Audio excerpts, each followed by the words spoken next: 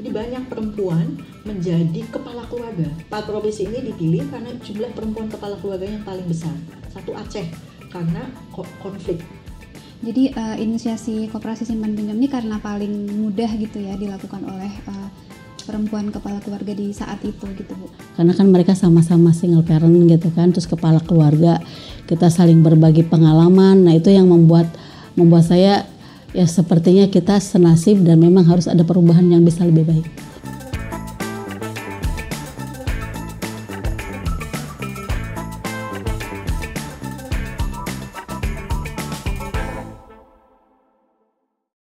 Kalau kita melihat data riset gitu ya, itu menunjukkan kalau perempuan dibandingkan laki-laki dalam mengakses internet ini masih timpang gitu ya. Kalau dari risetnya Infit itu disebutkan ada gap sekitar 7-6% antara laki-laki dan perempuan yang mengakses internet. Nah, selain dari pengurus koperasi, apa dari PK juga mempunyai program gitu terkait peningkatan digital literasi untuk anggotanya? Apakah hanya fokus pada digitalisasi untuk produk keuangan atau digitalisasi secara umum, misalkan tentang bagaimana menggunakan bagaimana terkait keamanan digital kah, atau bahkan mungkin ada juga misalkan pendidikan terkait hati-hati dalam mengakses pinjaman online misalkan kayak gitu. Ada nggak Bu yang seperti itu? Kita belum secara terencana ya melakukan itu, secara direncanakan terkait digital, walaupun banyak juga anggota PK yang punya pengalaman yang buruk terkait dengan digital. Tapi ini belum terencana karena berbagai hal. Satu, tantangan digitalisasi di PK ini agak susah karena anggota PK yang sudah menggunakan digital atau HP Android, komputer dan sebagainya itu di bawah 20%. Karena faktor ekonomi ya, kemiskinan, tidak semuanya punya kemampuan akses untuk menggunakan barang-barang itu karena masih kategori mahal. Yang kedua, lokasi kerja PK ini sebagian besar di daerah-daerah remote, sehingga sinyal internet itu tidak semuanya cukup lancar. Tapi dalam 2 tahun terakhir ini dengan terjadinya pandemi ini memang memaksa semua harus melakukan segalanya dengan cara digital, dan kami juga awal-awal cukup gagap-gagap gitu, tapi harus segera dilakukan. Nah, sehingga yang kami lakukan terkait dengan digital ini, yang kami latih itu adalah pengurus-pengurus, karena biasanya itu yang memiliki. Nah, kalau terkait dengan keuangan, maka yang ibu-ibu ini yang memfasilitasin misalnya para pengurusnya untuk menggunakan fitur-fitur terkait keuangan, kemudian anggota bisa mendatangi atau berdiskusi bersama bersama dengan para pengurus untuk menggunakan itu gitu. Tapi yang menggunakannya itu adalah pengurus atau kader-kader di mana berada. Kemudian terkait dengan informasi dan sebagainya, itu juga sudah dilakukan sebenarnya di dalam pertemuan-pertemuan tentang bahaya digital dan sebagainya. Bahkan dalam data kami terkait perkawinan anak misalnya, dalam 2 tahun terakhir itu juga jumlahnya meningkat. Salah satu faktor penyebabnya adalah karena anak-anak sekolah daring menggunakan HP, kemudian tidak ada pendidikan terkait literasi digital tadi, bagaimana menggunakan alat-alat ini untuk hal-hal yang lebih bermanfaat dan sebagainya. Nah, beberapa dari anak-anak ini kemudian rupanya menggunakan situs-situs yang harusnya itu dilarang dan sebagainya, akhirnya mereka menjadi tidak bisa mengontrol hasrat seksualnya mereka, padahal secara budaya di kita itu nggak bisa. Dan beberapa dari mereka bahkan memaksa orang tuanya agar minta dinikahkan, sampai berbohong bilangnya sudah hamil duluan dan sebagainya, padahal itu misalnya tidak, agar mereka segera dikawinkan padahal di usia anak. Ini menjadi tantangan kita yang cukup berat dalam 2 tahun terakhir ini. Ya. Jadi dunia digital ini secara di satu sisi ingin mendorong agar keterbukaan informasi, semua informasi bisa didapat, tapi di satu sisi juga harus ada edukasi juga untuk kita harus pandai gitu untuk memilah dan memilih apa saja informasi yang dapat kita serap gitu ya. Apalagi tadi sampai akhirnya jadi meningkatkan perkawinan anak gitu ya Bu ya. Oke. Mungkin ke Teh Ovi lagi untuk menceritakan bagaimana tadi terkait bagaimana proses di Koperasi Simpan Pinjam di Sri Rejeki. Mungkin juga bisa diceritakan tentang tantangan-tantangan yang dihadapi gitu. Apakah mungkin juga bisa diceritakan dalam saat ingin meningkatkan ekonomi keluarga, kemudian mengakses pembiayaan ke selain koperasi, itu mungkin juga bisa diceritakan Ibu. Ya, terima kasih Mbak. Kalau untuk tadi simpan pinjam ya, saya bilang itu kan memang kita selama ini belum bisa memenuhi kebutuhan anggota untuk pinjaman. Dikarenakan memang banyak pinjaman-pinjaman yang sudah jatuh temponya itu sudah lama. Itu Mbak. Jadi sementara itu kita stop dulu untuk pinjaman waktu itu. Ketika saya dipilih jadi kepengurusan kan tahun 2019. Dan saya juga masih bingung ini usaha apa ya. Di satu sisi kan nggak mungkin kalau kita tidak ada transaksi dari mana. Misalnya kita akan ada SHU gitu kan. Nah akhirnya disimpan pinjam itu ada dana sedikit, jadi kita larikan dulu ke Pekamat dan Pekaproduksi tadi. Nah dengan berjalannya waktu, alhamdulillah sekarang dari kemarin akhir tahun tuh kita sudah mulai lagi untuk mengadakan pinjaman kepada anggota karena memang udah teriak-teriak, Bu aku butuh nih, rumahku bocor, ya kita tidak bisa menutup kemungkinan ya. Tapi setelah saya lihat sudah mulai lagi nih ada uang-uang kan anggota sudah mulai percaya lagi gitu. Karena yang dulu itu kan memang kenapa tidak ada pemasukan itu diakibatkan tadi itu jadi anggotanya banyak yang sudah sepuh, betul apa yang dikatakan Mbak Rom tadi, sudah pada sepuh-sepuh anggotanya dan bahkan banyak yang meninggal juga dan bahkan memang ada anggota yang tidak menyampaikan kepada ahli warisnya kalau dia punya urusan dengan koperasi dan bahkan ada juga yang memang TKW. Jadi itu yang memang selama ini tidak pernah ada solusinya gitu kan. Tapi alhamdulillah kemarin kita rembugan untuk RTL tahun 2023 kita sudah bentukin kepanitiaan untuk penagihan kepada anggota yang memang macet. Itu akan kita bangkitkan kembali Pak biar pinjaman ini bisa jalan lagi. Jadi di Karawang dan di Jawa Barat secara umum koperasi peka di wilayah ini menghadapi tantangan yaitu Bank Emok dalam istilahnya mereka itu adalah koperasi rentenir berbadan hukum koperasi karena mereka sebenarnya pihak-pihak tertentu menawarkan kepinjaman kepada masyarakat khususnya anggota peka untuk pinjam dan kemudian angsurannya itu akan ditagih setiap hari tapi ngomongnya ini dari koperasi A loh gitu padahal mereka yang meminjam tidak memperoleh bagi hasil, tidak harus menabung gitu, dan bunganya itu berbunga yang cukup tinggi, dan akhirnya ibu-ibu peka yang punya pinjaman di Bank Emok ini mengutamakan mengangsur pinjaman ke mereka, yang pinjaman di peka di nomor sekian kan, karena mereka datang setiap hari dan membuat beban hidupnya ibu-ibu juga menjadi semakin terpuruk. Jadi ini semacam praktik ini ya Bu, predatory lending sebenarnya ya. Yeah. Ini juga sekarang banyak juga ini dari pinjaman online banyak juga yang pinjol. Iya, pinjol-pinjol ini menerapkan praktik seperti itu. Oke, itu tadi dari tantangan internal maupun eksternal gitu ya terkait bagaimana pengelolaan koperasi di Sri Rejeki. Kemudian mungkin ini juga yang ingin saya tanyakan gitu ya.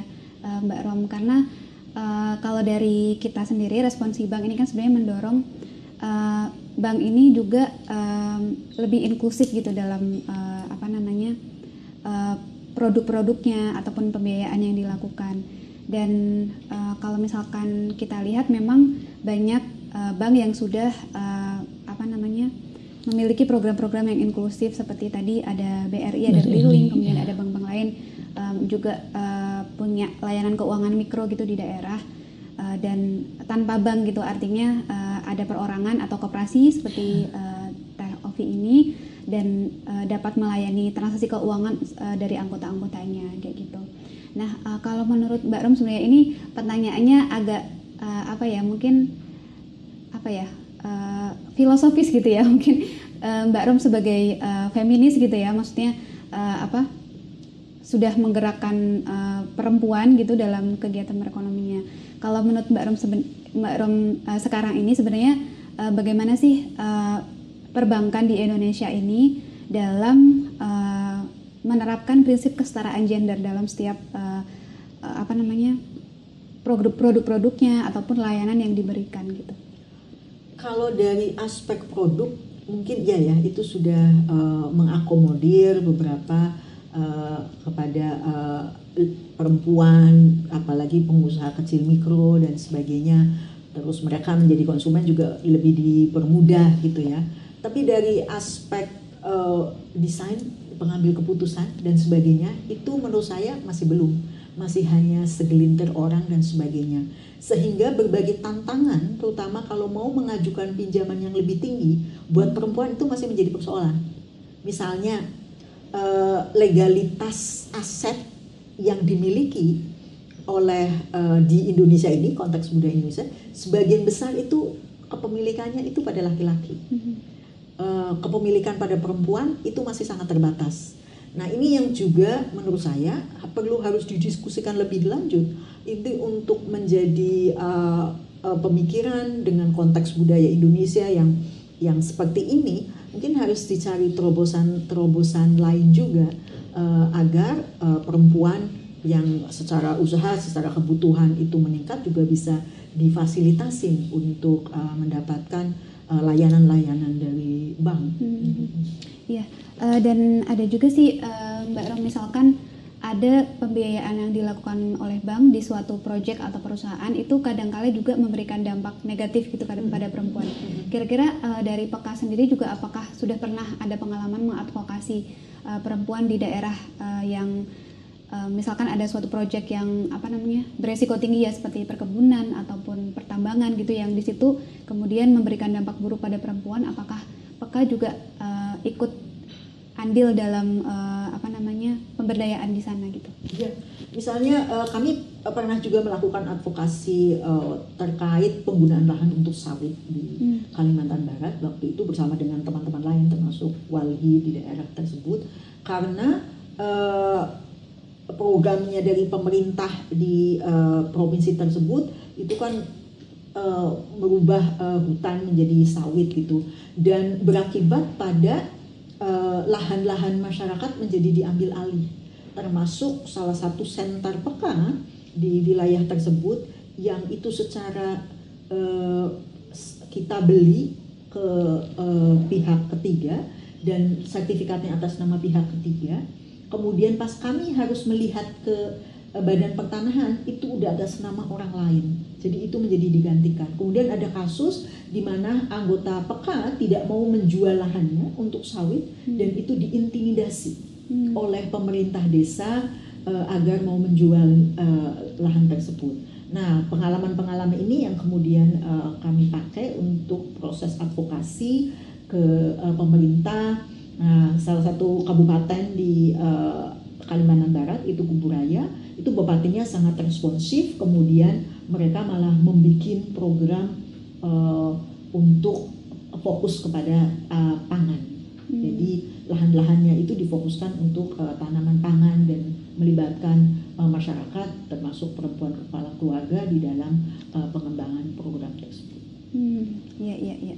Jadi memang kalau dalam konteks pembiayaan ini perbankan juga seharusnya tidak mengesampingkan dampak-dampak yang terjadi di lapangan, karena dari pembiayaan itulah dampak itu terjadi begitu ya Bu. Kita dari Responsi Bank juga kita melakukan beberapa riset gitu ya, beberapa riset studi kasus, kemudian yang terbaru kita ingin mendorong agar perbankan ini bisa mengintegrasikan aspek kesetaraan gender maupun hak asasi manusia dalam setiap kerangka pembiayaan maupun investasinya. Kita juga mendorong agar perempuan khususnya itu direkognisi apakah dia sebagai pemilik atau dari pemilik atau pemegang lisensi dari suatu perusahaan, itu perlu direkognisi, kemudian dipenuhi hak-haknya jika dia adalah pekerja, termasuk misalkan di di perkebunan kelapa sawit gitu ya Bu, dipenuhi hak-hak untuk cuti haid misalkan, hak-hak untuk hak-hak reproduksi ya, hak cuti melahirkan dan semacamnya.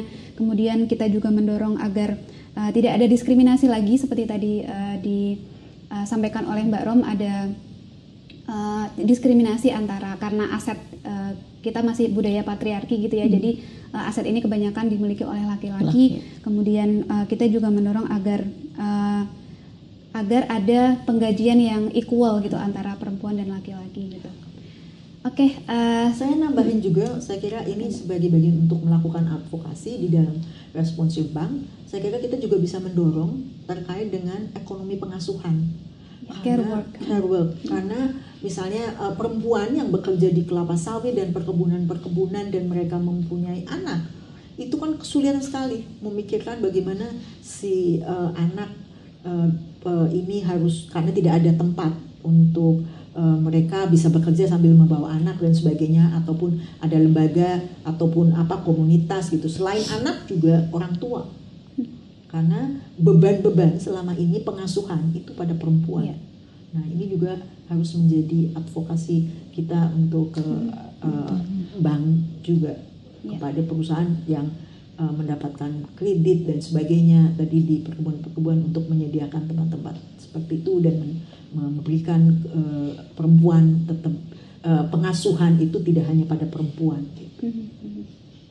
Oke, menarik sekali obrolan kita pada episode kali ini. Mungkin saya mau minta kalimat pamungkas gitu dari Teh Ovi ataupun Mbak Rom gitu. Untuk merayakan Hari Perempuan Internasional, kita sebagai perempuan harus bangga dan tetap semangat gitu. Mungkin silakan kata pamungkasnya dari Mbak Rom dan Teh Ovi. Kita sebagai masyarakat bisa belajar dari pengalaman dan pengetahuan yang dimiliki oleh perempuan, yang itu isinya adalah perjuangan-perjuangan yang luar biasa untuk kehidupan keluarga. Jadi selamat Hari Perempuan Internasional, tetap semangat dan perempuan luar biasa. Sekarang Teh Ovi. Kalau untuk saya mungkin kita sebagai seorang perempuan, apalagi di PK, harus tetap menjadi panutan untuk keluarga, walaupun memang ada suami, terutama kita bisa mendidik, kita juga harus bisa berbagi sesama kaum perempuan, apapun itu. Jadi nanti ada ilmu yang bisa bermanfaat untuk diri sendiri dan untuk orang lain. Selamat Hari Perempuan sedunia. Ya, semoga perempuan tetap jaya. Terima kasih Teh Ovi dan juga Mbak Rom atas waktunya. Kita belajar banyak tentang bagaimana seorang perempuan kepala keluarga ini terus survive untuk meningkatkan ketahanan ekonomi keluarga. Kemudian dari PK juga sudah banyak membantu mungkin ribuan perempuan kepala keluarga ya Mbak Rom di seluruh Indonesia agar tetap berdaya dan dapat hidup sejahtera bersama keluarga gitu. Oke, itu tadi obrolan kita dengan Mbak Rom dan juga Teh Ovi untuk menyambut gitu ya di peringatan Hari Perempuan Internasional atau International Women's Day. Kita sebagai perempuan harus berdaya untuk dunia setara karena tidak ada inklusi keuangan tanpa perempuan. Sampai jumpa lagi di podcast selanjutnya. Terima kasih.